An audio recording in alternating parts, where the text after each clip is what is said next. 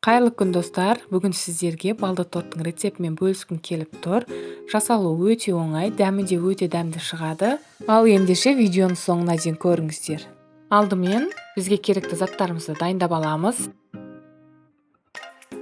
Кайнап турган сууга балды салабыз және 1 чай касык ас содасын салып, бир аз аралаштырабыз. Соданы салгандыктан кичине көпүрүшүп бетине чыгуу мүмкүн.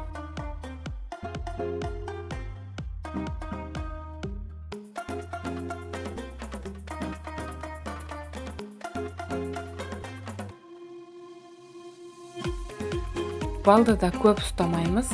Ак түскө энгенден кийин сары майды да салып эритип алабыз.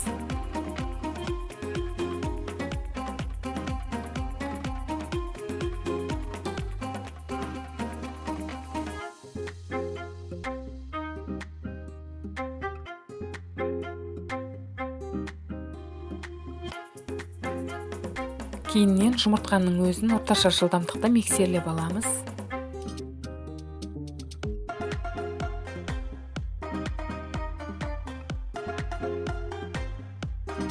Кантымызды салабыз, буну да жакшылап аралаштырабыз.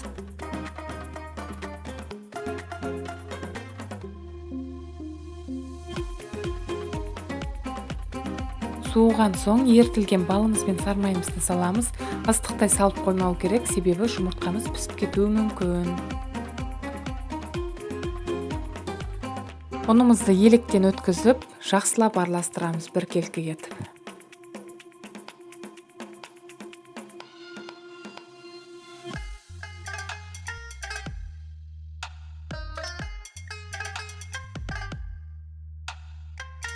Енді кызып турган печте 180 градуста камырыбызды пісіріп аламыз.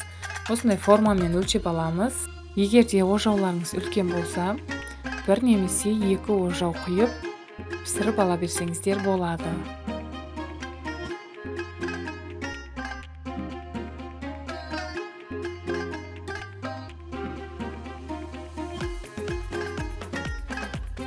Піскен піспегендигин осылай таякчанын көмөгү менен аныктап аламыз. Эгерде таякчаны салган кезде эч кандай нерсе жабышпаса, онда таза пишти деген сөз. Өтө жумшак чыкты корждарым. Шеттерин осылай кесип аламыз, бетине сепкенге де ары жыйнаган кезде бирдей болуу үчүн. Дәл осындай жумшак корждан 6 корж чыкты. Енді торттун кремин жасайтын боламыз. Сливки салкын жерде туруу керек.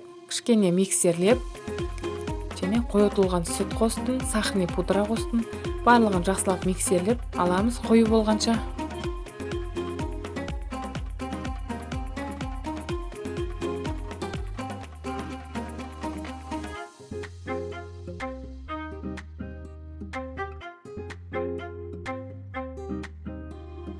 Енді формага салып, барлыгын жыйнайтын боламыз, арасына крем жагып.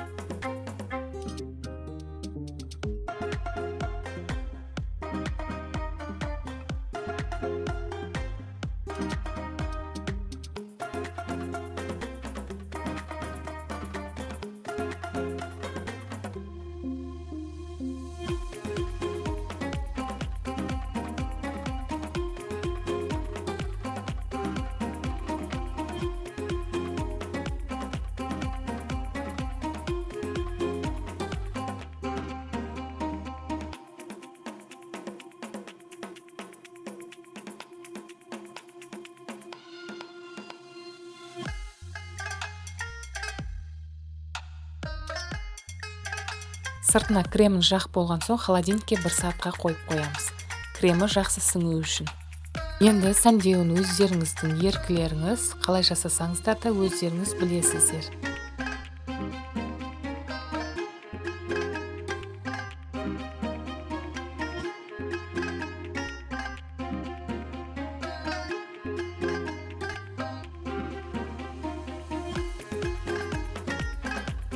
Балды тортумуз дайын. Сиздер де жасап көрүңүздөр. Маған осы рецепт ұнайды.